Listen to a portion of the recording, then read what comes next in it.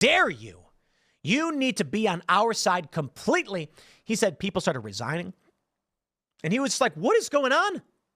I think that's the moment he was like, Man, the right fetishizes the why I left the left stories so much. It's such a classic, you know, every single time. It's like, hey, Dave Rubin, can you tell us why you left the left? Oh, because they lost their minds. Yeah. Oh, it's a cult. It's a cult. Is that what you want me to say, leader?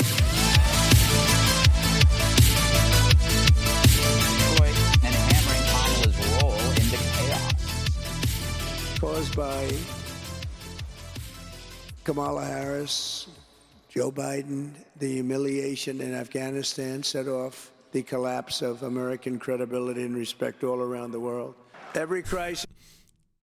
Didn't you organize that and then he fulfilled it? That was like one of the few things that Trump did where I was like, oh, wow, I hate Donald Trump, but I got to say, you know, withdrawing from Afghanistan is the right and moral thing to do. This Kamala and Biden have created on the world stage can turn around very quickly, and we're going to turn it around, but only we need strong leadership. We'll get the resignations of every single senior official who touched the Afghanistan calamity to be on my desk at noon on Inauguration Day.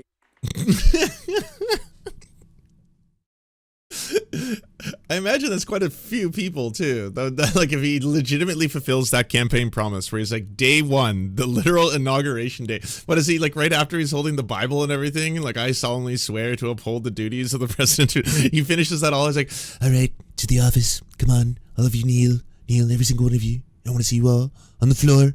All of you on the floor. That's right. Come in. It's a big room, a lot of room. It's also been 3 years since Kamala boasted about being the, quote, last person in the room when Joe Biden decided to go ahead with the Afghanistan withdrawal. Jesse, people consider you to be the last person in the room because that's because everybody keeps trying to dictate. By the way, what you were seeing in the horrifying footage and all the disaster and the collapse of what occurred post, you know, the U.S. withdrawal of Afghanistan, in a large part is like, these are the horrors and ravages of U.S. imperialism. Like this is, yes, it's going to be unstable. And yes, the Taliban is not good. And yes, they are going to oppress women. And yes, things are going to get much worse. And yes, there's going to be a massive starvation crisis as long as you prevent key funding from allowing to flow into that country because, well, now they're considered terrorists and you don't negotiate with the Taliban. But you can't keep doing that thing where you like royally fuck up countries, you know, go into Iraq and then just fuck everything up and then withdraw. And then afterwards be like, it's wild. There's insurgencies. There's all these terrorist groups and there's new ones, variations, ISIS-K, ISIS-L, ISIS-M, ISIS question mark. I don't know, but I don't know where they keep coming from, all these terrorists. Yeah, they just left. Right. But you understand the reference, Greg. Yes. Is that she was somehow involved in the decision and it was her wise guidance that he was relying upon. Listen, she was the last in the room in Afghanistan. She was the border czar, and she was the deciding vote on trillions of inflationary spending.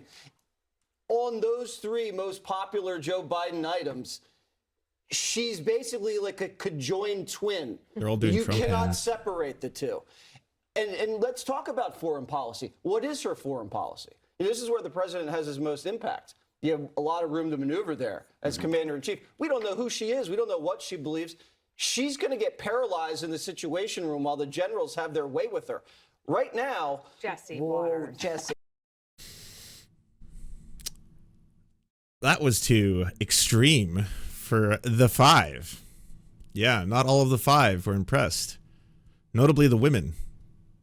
Because, yeah, y'all have gone so extreme. You have normalized so many forms of misogyny that, again, Jesse Waters in his head was not thinking at that time, wait, I better stop what I'm saying right now out loud. This is a really fucked up, profoundly fucked up thing to say. Nope, too late. It's out. No, that was not what was happening. He just thought they were doing the five banter. What, is this not how we talk? Is this what, she's not fit to be president because she could get raped. Is that... wait, sorry, is that not how we think? That's a profoundly fucked up thing to say out loud? Oh, sorry, wait, what? This is the five. I'm on the five. We're the five, right? Yeah, I'm three. I'm number three. What's going on here? I thought this is how we talk. I don't like that. Figuratively, Take again. it back. Have their way with her. Control her. Not in a sexual way. It's funny. It's funny. again, like at its root, that is a profoundly sick and fucked up thing to both think and say out loud on like national television. To be like, yeah, she's not fit to be president because she could be sexually assaulted by the generals around her who are men who could want to sexually assault her. If that's what you believe, isn't that indicative of a very profoundly wrong problem then? That being the men who are sexually assaulting their commander-in-chiefs, or perhaps even their subordinates or colleagues, that would be the problem there. Not that she shouldn't be able to become the president, because if she does, she'll be put in a situation where she could be sexually assaulted by her own generals. Yeah. But again, why are they losing women right now, right? Like, have you seen that End Wokeness Jack Pacebic post where he was like, what is up with liberal women, or what is up with women? Because it just shows like across the board, even amongst Republican circles, women are turning away from the Republican Party. I think for very self-evident reasons. If you need more, they'll give you one. Here you go. More reasons, more the normalization of this kind of fucking, again, just profoundly sick and twisted discussion surrounding someone who's trying to become the president of the United States, saying that, yes, because of her gender, there's an inherent risk that if she is in the war room, you know, with the generals, that they may try and sexually assault her because she's a woman. We're now having F-16s getting sent over to Ukraine, and Ukraine's actually now invading Russia, and you're... Good save. Great save. Oh, yeah. Oof. Completely forgot what we were talking about before. What was that? Something about the generals? I don't know. Anyways, yeah, so apparently Ukraine invading Russia.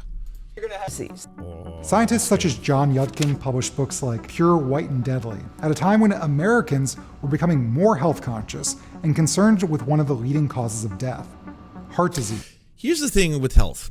Every single right-winger or conservative that I've ever spoken to about health, there's usually an entry point where we have common ground, and that starts somewhere around sugar. You know, as in like, hey, do you think it's really healthy that so many consumer products have so much like, you know, high fructose corn syrup, refined sugars in them? No, I agree. You know, that's where all of a sudden it's like, yeah, totally. And then it just derails from there into chemtrails. And then you're just like, wait, how did we get here?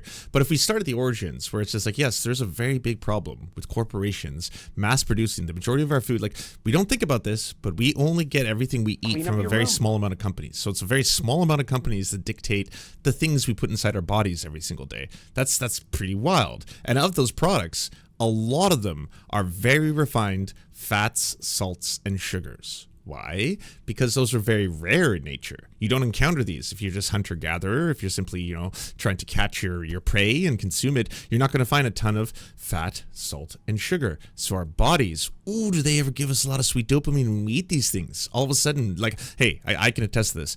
I love fast food. Okay, huge fast food addict. I know it's terrible for me, but yes, I've gone through periods where I'm like, fuck it. This will give me some temporary enjoyment. Look at that. Right after eating for 5 minutes total, it's like, oh yeah, I feel a little bit of satisfaction, and now it's met with instant sadness, depression, and unhealthy feelings. But I understand it because my body craves it, because it's like, yeah, when I see ads on TV, I'm so sudden like, have you tried the double down triple decker taco supreme burrito? And I'm like, whoa, what is that? Oh, it's a pizza wrapped inside of a taco, wrapped inside of 2 fried chicken pieces, wrapped inside of a burrito, wrapped inside of another pizza. And then you're like, whoa, wow, that sounds just grotesque. And yeah, I got to try it. I see it on TV right now. Oh my, it's steaming. I don't know how they do that. The little steam coming off of it. But yeah, that looks good. That looks like good eating. I would like that. And like, you know, the rational side of you is like, that will kill you. Like, consuming that will not be good for your body. It will destroy you. Do not put that inside of your body. If nothing else, you know, the RIP to your toilet kind of shit.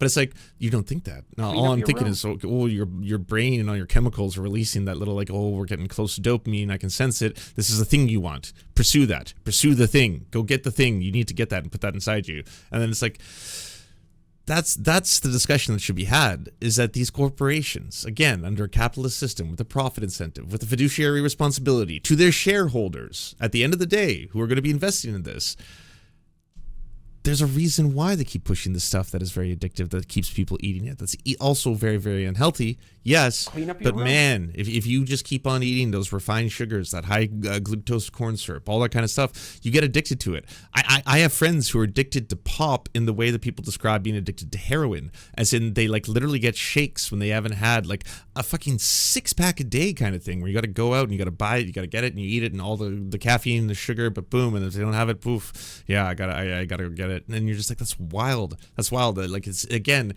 it takes a long time to get off pop. I'm someone who's like addicted to flavored sodas, right? But obviously, who doesn't love a ginger ale? Who doesn't love a Coca-Cola? Who doesn't love the sweet, sugary taste of the carbonated fizzies? But you can also recognize that it's deeply, deeply addictive and bad for you.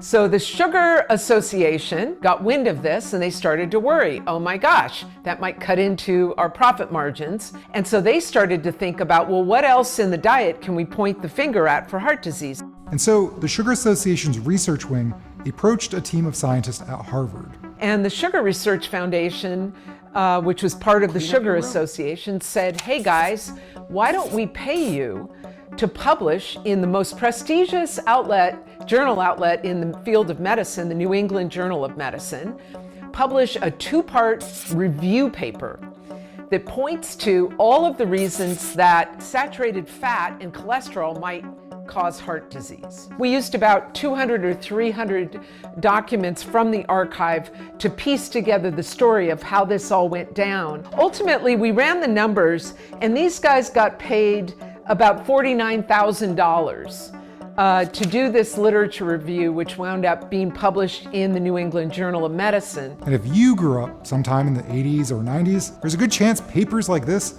influenced your daily life. I grew up eating margarine, which tastes terrible compared to butter, because you don't want cholesterol, you don't want saturated fat, that'll cause heart attacks. And so many of us wound up really eating more sugar and less saturated fat because of these kinds of dietary recommendations. An important point of clarification. It's not that every study linking saturated fat to heart disease is wrong.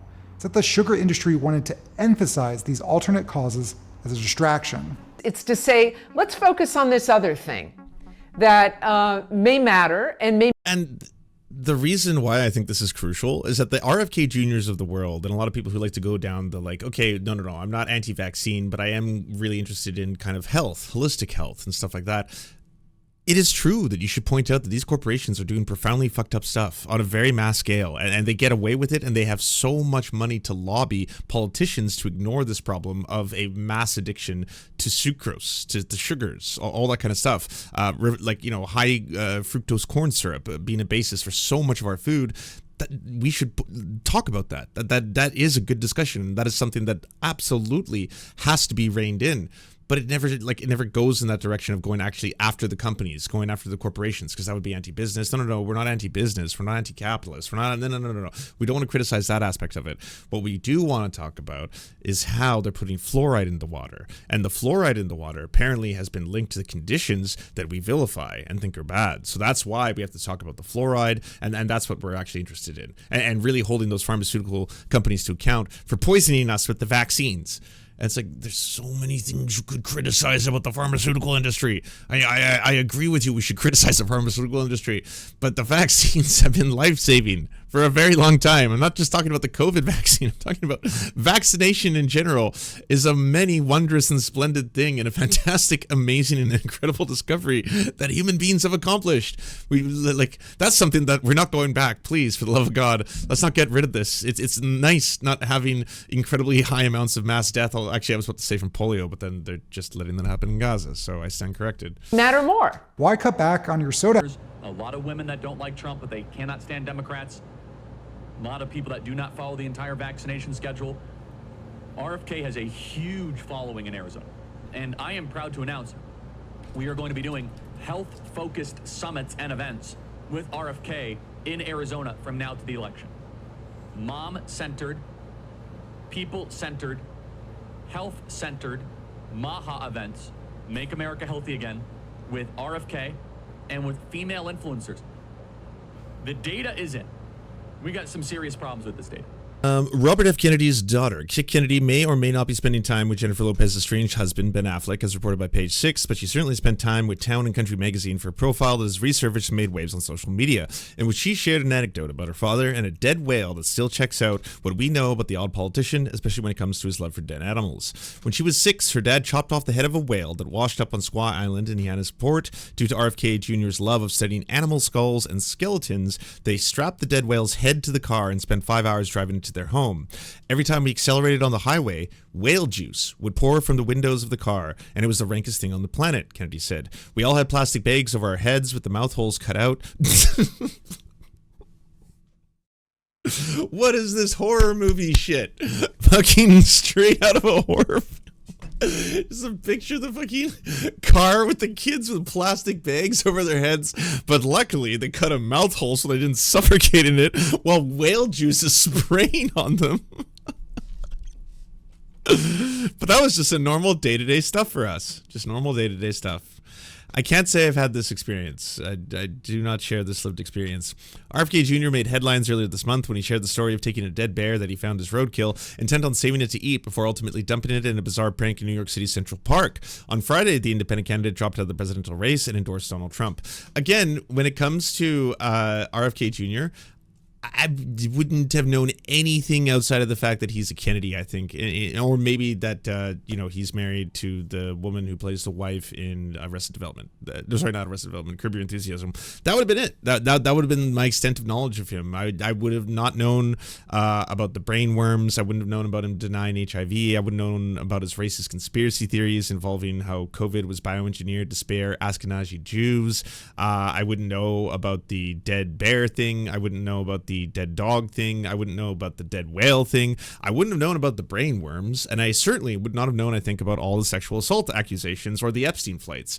I all that kind of stuff, has all become the forefront. Also, there's a lot of people who have been saying that RFK Jr. just wasn't given a fair shot, and the media just wouldn't give him a chance.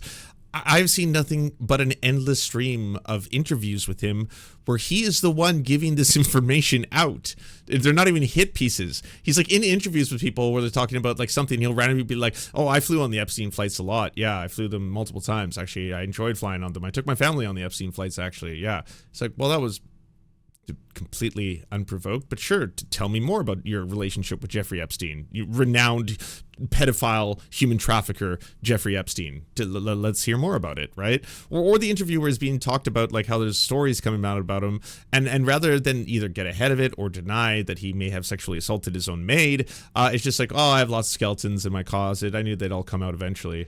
That's your response to did you sexually assault your maid?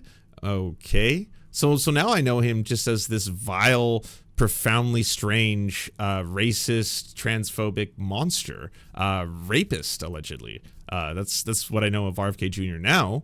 Again, kind of like the Ron DeSantis thing. How much would you have known? How embarrassing would you think Ron DeSantis was as well? I thought of him as more frightening than anything else, being like, oh, that guy really hates gay people, really hates trans people, really wants to make gay kids and trans kids' lives scary. That Ron DeSantis, he's a evil motherfucker. Now I just see him and it's like, all I see is bobblehead, fucking, high heels wearing, like joke of a human. NR, Tulsi Gabbard endorses Trump for president.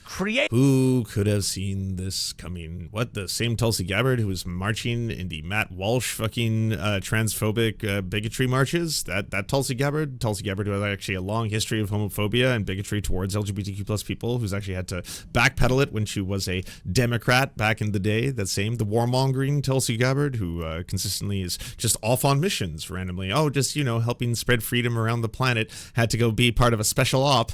Yeah, who knows what happened there, right? Yeah, freedom was spread. I'll just say that. Lots and lots of freedom was spread. Yeah, yes, this surprises me not. Again, I don't think that this is being like portrayed as a massive loss for the Democrats. Like, oh shit, Democrats, you thought you had this. Now look at this.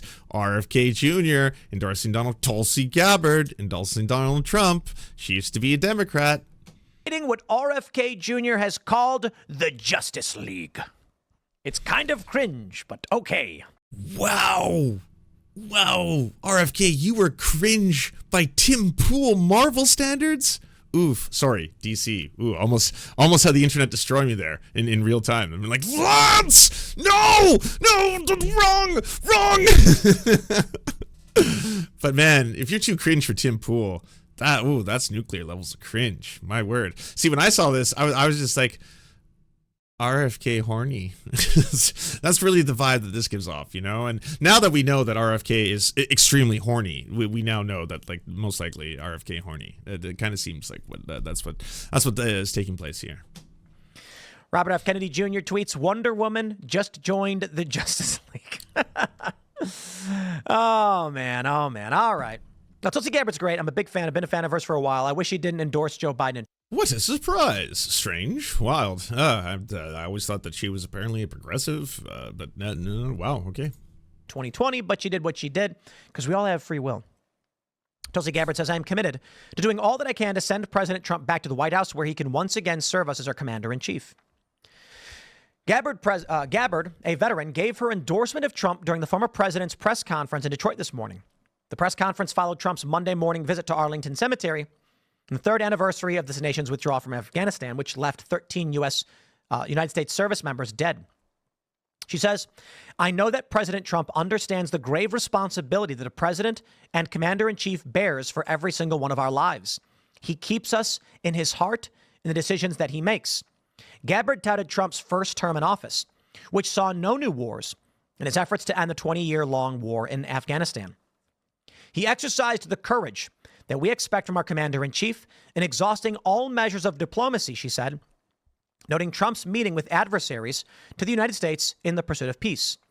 The same cannot be said about Kamala Harris, Gabbard said to the vice president. In fact, the opposite is true, and we're living through this reality today as his administration has us facing multiple wars on multiple fronts in regions around the world and close. Oh, which is it? It's both. It's both. Simultaneously, it's a really good thing that Donald Trump decided to finally withdraw from Afghanistan, but it's an absolute and complete disaster that Joe Biden followed through on it. Yes.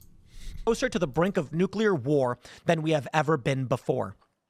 Completely agree. To the brink of nuclear war than we ever have been before. This is one of the main reasons why I'm committed to doing all that I can to send President Trump back to the White House where he can once again serve us as our commander-in-chief.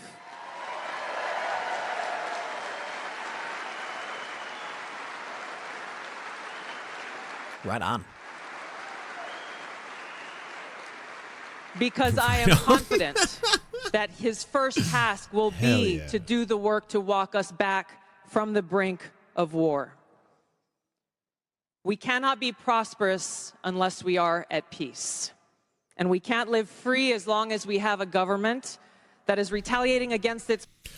I love that whenever the Republicans aren't in power, they're all suddenly all hippies. They're all beatniks. They're all just like, hey, by the way, we hate war. We hate, we're nationalists. We want to concentrate domestically on improving America. We don't want to concentrate on policies abroad. And then as soon as they're in power, like, blah, war with China, war with Iran, war with everyone, bomb the generals, and fucking... Yeah, she should have wore blue. She's wearing blue up here. It's clearly an old photo because Democrats wear blue and Republicans wear red. And I think that's silly. I think she should have wore blue. Whatever. Gabbard Sorry, that's silly, but not you being like she should have worn blue to be silly. Okay. then accused President Joe Biden and his administration of weaponizing the federal government against his political adversaries. Kamala Harris has done this over the last 3.5 years. She won't hesitate to continue that if she is elected president. Gabbard warned, adding the Biden-Harris administration sought to prevent Trump's ability to run for president. We can't allow our country to be destroyed by politicians who will put their own power ahead of the interests of the American people, our freedom, and our future. I'm proud to stand here before you today, whether you're a Democrat, a Republican, or an independent. If you love your country as I do, if you cherish peace and freedom as we do, I invite you to join me in doing all that we can to save our country and elect President Donald J. Trump and send him back to the White House to do the tough work of saving our country and serving the people. Gabbard previously ran for president under the Democrat ticket in 2020. We know this. The former Hawaii representative joins other outspoken liberals and former Democrats, including RFK Jr., Elon Musk, in endorsing Trump for president.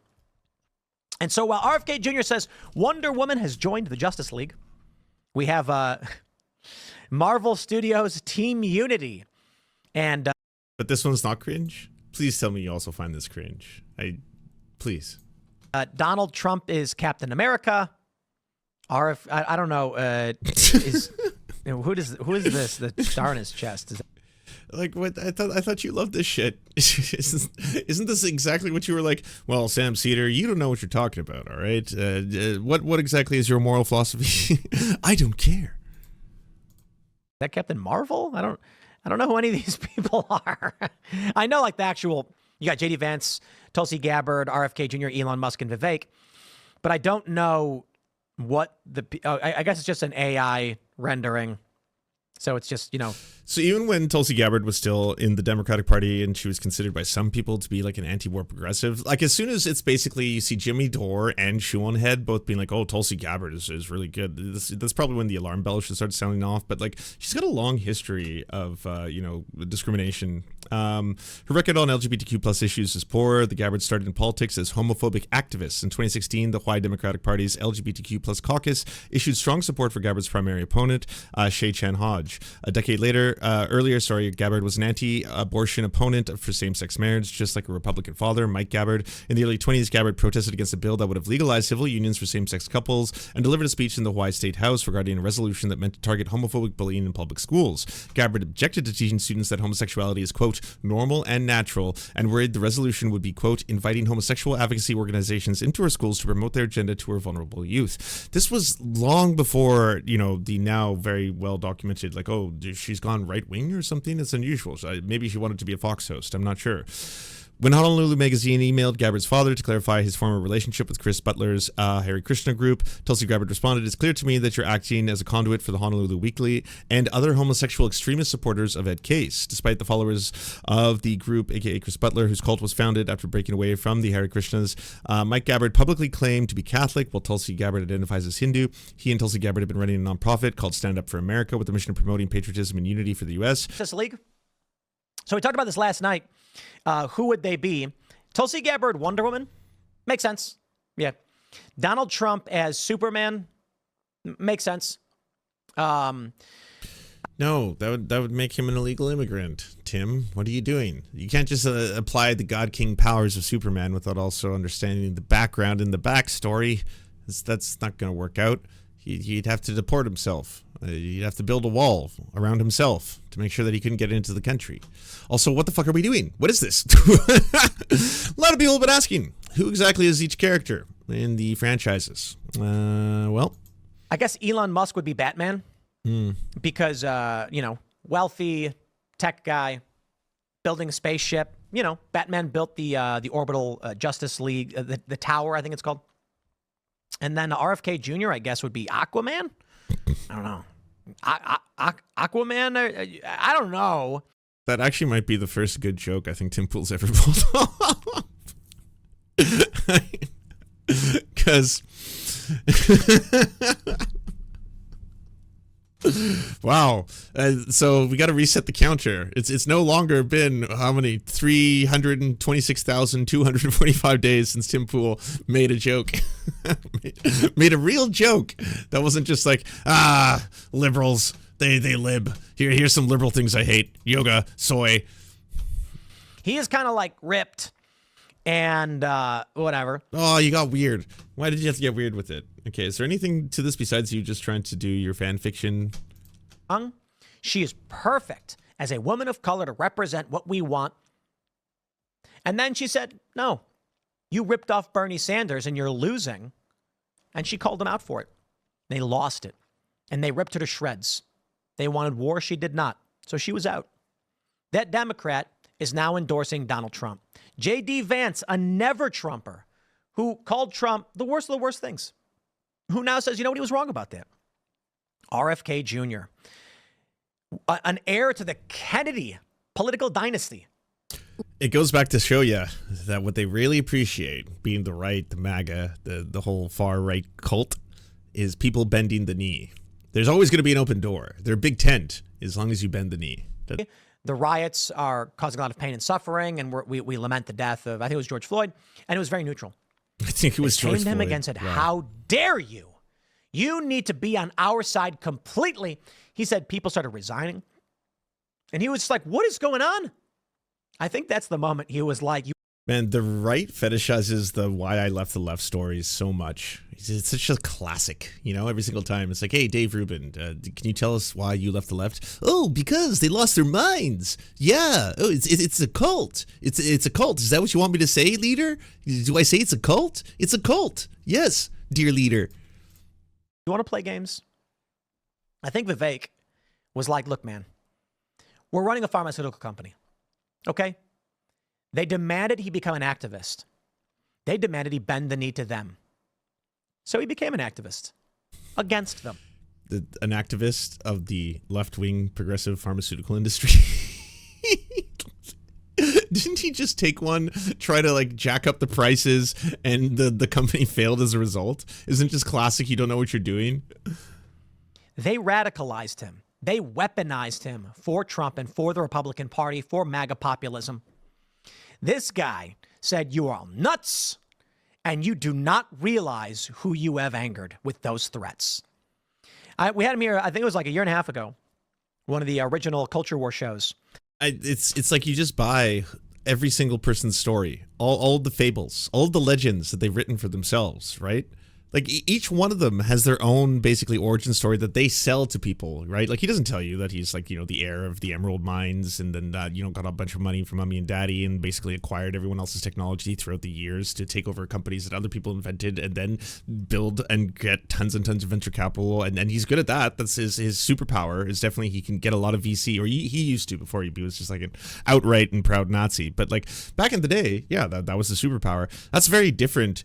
Then he's a super genius who basically he's a child who's inspired by all of those old science fiction books and movies and TV shows and saw the stars and wanted to one day travel to them. And then he's going to basically help all of humanity in his quest to colonize Mars and all that kind of like, that's the story that like the right will sell you, right? And now we're getting the one for Vivek where it's like, well, he actually was working in the pharmaceutical industry, saw that they wanted him to bend the will to all of their kind of woke and progressive ideals, and he said, no, I will not do that. And that's when he took a stand and realized the left had lost their minds. Again, it's ridiculous. It's only believable if you're willing to just buy into the fantasy of it all. Like, oh yeah, it sounds nice. Trump, self-made man, self-made billionaire, the American dream in action, that definitely didn't take any money from daddy, didn't have any kind of a leg up on anyone, didn't have any advantages, none of that. It was just, he worked hard, he played by the rules and became a billionaire. Any American can do it. Yes, even though the economy could not sustain